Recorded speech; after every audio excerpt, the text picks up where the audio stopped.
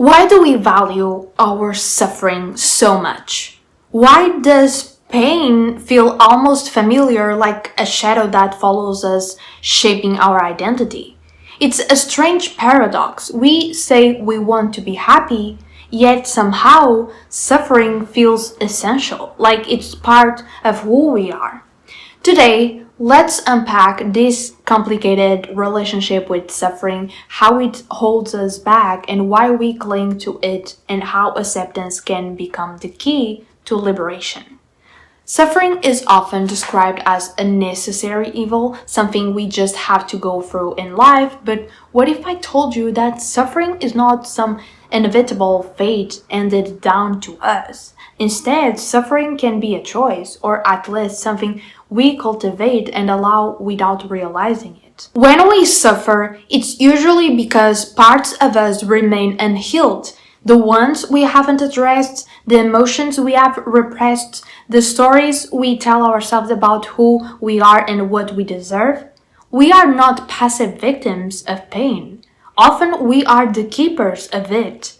Think back to a day when everything was going fine, but somehow worry or fear crept in uninvited. Maybe you started doubting yourself, imagining problems that didn't exist, or replaying past hurts. Why do we do this? Because deep down, we believe we deserve it. We carry the weight of unspoken hurts and conditioned beliefs that say, I'm not enough, I'm broken, or this pain is what I'm meant to feel. These beliefs create mental prisons, invisible walls built from our own past experiences and the projections of others. When triggered, they flood our minds with compulsive thoughts, convincing us that pain is the truth. Much of our suffering comes from emotions we haven't fully accepted.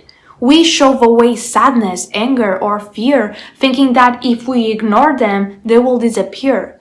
But unaccepted emotions don't vanish. They linger in the shadows shaping how we see ourselves in the world. We start reacting to the present based on the pain of the past, projecting old ones onto new experiences. The result? We suffer twice.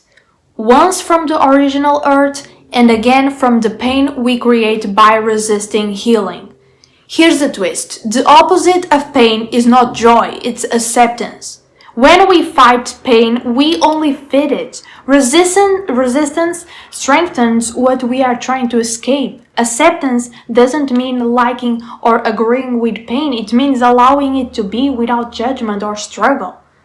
When we accept what is, the fire of suffering begins to cool. It's like letting go of a heavy stone you have been carrying.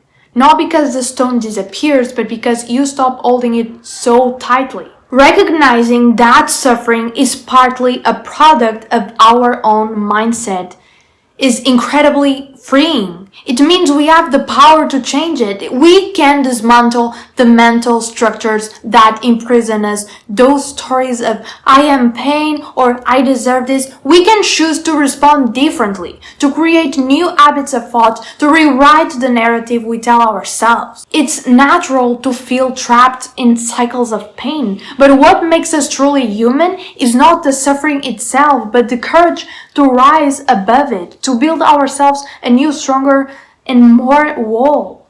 As Marcus Aurelius said, choose to be armed and you won't feel armed. Don't feel armed and you haven't been. The power to stop suffering lies in our hands, in our willingness to accept, heal, and grow. You are more than your suffering. You are not defined by the pain you carry. You are a being capable of deep healing, boundless growth, and infinite love. Choose acceptance, choose freedom, choose to live beyond suffering because you deserve it.